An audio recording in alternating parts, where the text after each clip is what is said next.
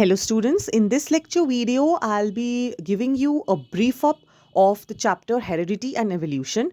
First point to be noted is that in the revised syllabus only heredity part is there, so I'll be discussing the few important parts of heredity.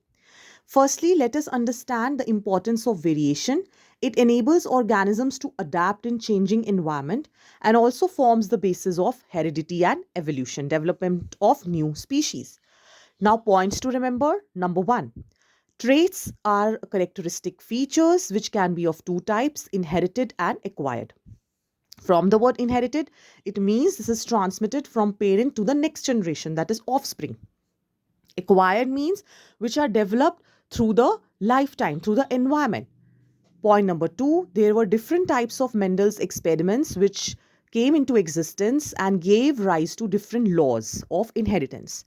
So, firstly, Mendel's experiment with one characteristic trait means one trait or feature was used, that is height, and it was called as monohybrid cross. Here we can see tall plant is referred with capital T and short with small t. Why? Because capital T represents dominant trait and short represents this small represents the recessive trait. Dominant means it will always express, and recessive means it will only express in the absence of dominant trait.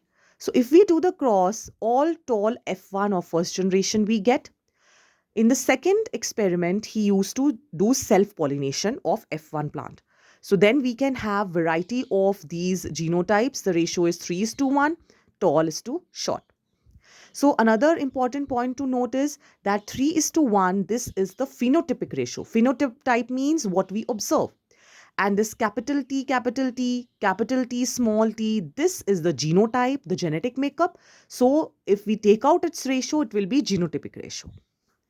Another experiment by Mendel was with two contrasting traits. So with two traits, it means dihybrid cross.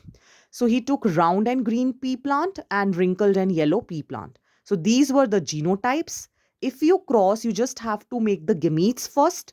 And when you make the gametes, the content has to be halved. So it is 2R, take 1 from here. 2Y, take 1Y. So always the chromosome number reduces to half in gametes because meiosis takes place. So in F1, all are round and yellow. Now in the second, when he did selfing, he found different combinations and the ratio of phenotype was 9:3:3:1. So this is important over here. Sometimes the ratio is given and it is asked which traits Mendel studied.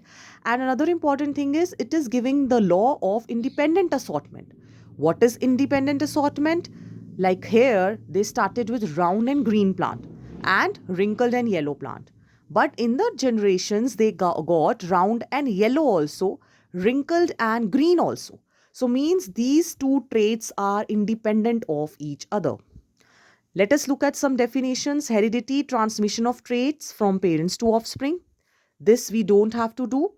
And coming to this concept, that chromosome is a long thread-like structure which is containing gene, which is the unit of inheritance, and it is composed of which chemical compound? That is DNA, deoxyribose nucleic acid.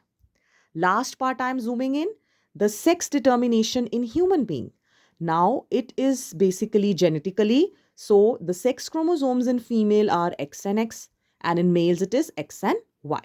So again, see the combinations. With XX, it will be a girl child. With XY, it will be a boy child.